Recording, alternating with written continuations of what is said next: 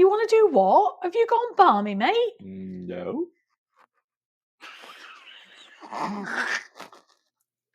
You're all right. You're recovered now. I know. Yeah. So obviously, if you've seen one of our earlier videos, we're talking about British idioms that we don't use in the US anymore, and of course, they're made up of words. And we'd like to talk to you today about 10 sort of general descriptor words that you just would not find used outside the expat community in the US. So here we go.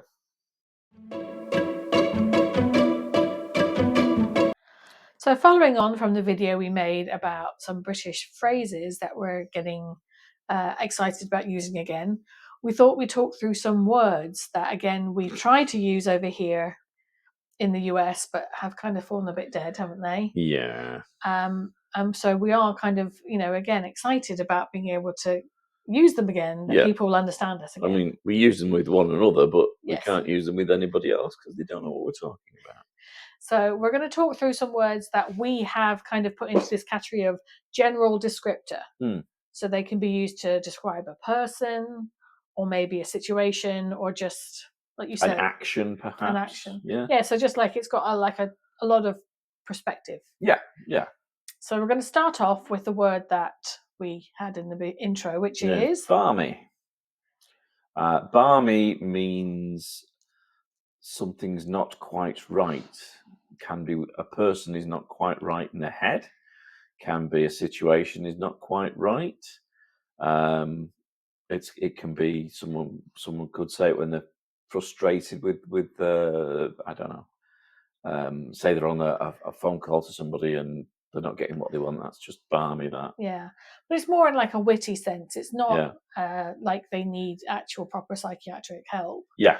It's more of like in that moment they just kind of went a bit funny, or the situation went a bit off, or it just was not as expected. Yeah, it's all just a little bit mad in the moment.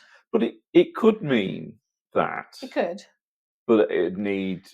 It's all in the context, really, isn't it? You know, it needs further qualification. You could say, "Oh, he's barmy." It could mean that someone is some kind of some kind of issues. Yeah. So it's like we're saying, these are broad descriptors. Yeah. The next word is one that Susie uses an awful lot, and that's jammy.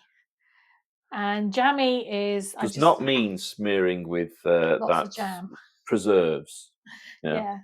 Yeah. Although, I mean, it could mean that, but not in this context. Not in this context. It really means a person or a situation where you got extra lucky.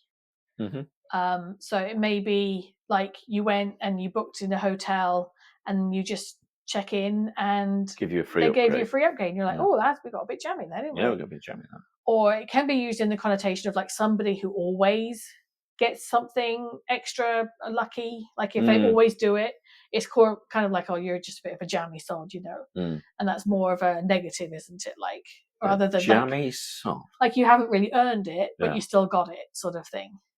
Or a situation could be jammy, can't it? Like, just good fortune. Yeah, good fortune. Yeah.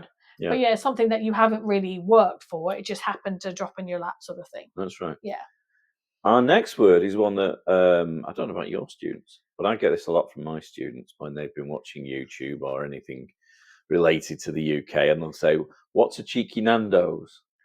And trying to explain what the word cheeky means, well, that is where we are, is it's how to explain what cheeky means. We can explain Nando's easy. Yeah, Nando's is a chicken restaurant. Yeah, so fair enough. Yes. Yeah.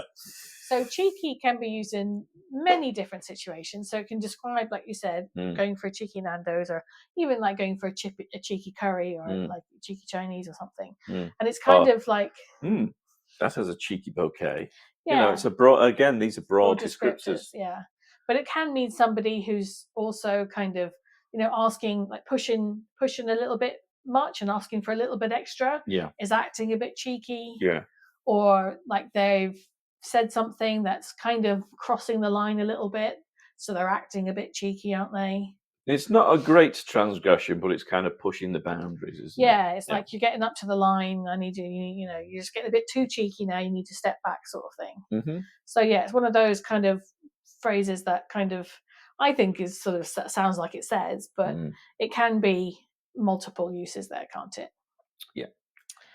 So that leads us to chap, which actually you can put together with cheeky, because you can be a cheeky chappy. Yeah, that's Can't true. you? Yeah. Yeah.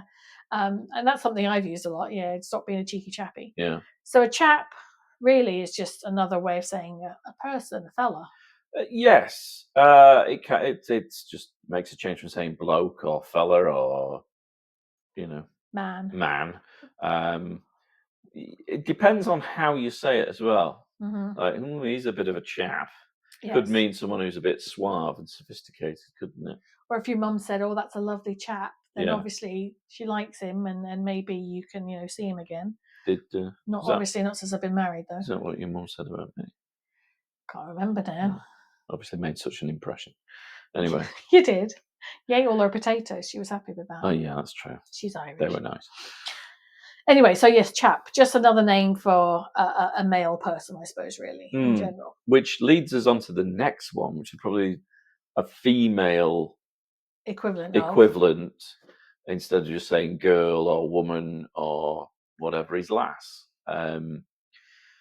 I would say people of my grandparents' generation and maybe a bit my parents' generation would have used this in the Northwest. Maybe in your I think parents, even Scotland, Ireland. Well, it's more prevalent in Scotland and Ireland, but maybe because of the people who lived there at the same time as them, it was more prevalent then. It's probably dying out now being used. Isn't it? But then in Scotland, they might lengthen it to lassie as well, not the dog that finds people in the well or in the mine or whatever. Timmy's down the mine. That's Skippy. Skippy.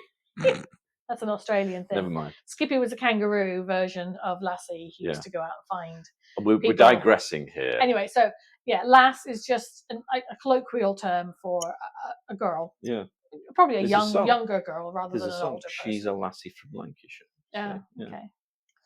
Anyway. Okay, so moving on, we have the word sus. Oh, well, you can run with this one because it's not one I would have used. No, sus is kind of like a shortening of suspicious, really. Suspect. Or suspect. Yeah. So, like, if the situation you're walking into looks a little weird or dodgy is another word we'd use here for this, which we'll probably come back to dodgy at another point, looks a bit suspicious, then we just say that looks a bit sus. Or maybe you have like one of those scam callers. Yeah. And you listen to them and you think this is sounding a bit sus. This sounds a bit too good to be true. Or for our American viewers, if you're watching Acon TV or BritBox and you're watching a police procedural drama and they're talking about, well, he's a bit sus, that one. Yeah. It's, they have their suspicions. This man is suspect in their points of view. So, yeah, so they're just acting or doing something that looks a bit It makes wrong. them stand out as being potentially a wrong un. Yes. Yeah. So then we go on to the word cracking. Now, cracking is not cracking as in the beast from the depths of the sea. Release the kraken. But cracking, but it's kind of said in the word of cracking, isn't it? Without the G, like an apostrophe. Now, if you're someone that's watched the Wallace and Gromit animations, you'd be familiar with it because it's one of Wallace's favourite terms that he uses, isn't it? One of his favourite superlatives that he uses. But it can be used in a couple of different ways. So cracking really just means good. Like, this is a good thing. This is a great thing. This is a good idea. That's like, let's go down the pub. That's a cracking idea, isn't it? Yes. But then you also say cracking flags. Yeah, well, that's in relating to temperatures. Yeah. So literally cracking the flags means paving stones are breaking in two with the intense heat, which is a strange thing coming from the northwest of England where it rains more than intense heat. So I don't know where that came from. So then the next two we're going to cover are kind of similar to each other in a little bit of a way, aren't they? Yeah. So the first one is kind of hyphenate, is higgledy-piggledy. So higgledy-piggledy is sort of describing how maybe like a room or some objects are kind of just strewn about all chaotically. Like a jumble of things. Yeah, there's no order, there's no sense of organization or anything. Or, you've just thrown something together. It's all a bit higgledy-piggledy, isn't it? Yeah. The other word that you say piggledy, I say piggle. Oh, do you? But but that's a regional thing, I think, pronunciation-wise.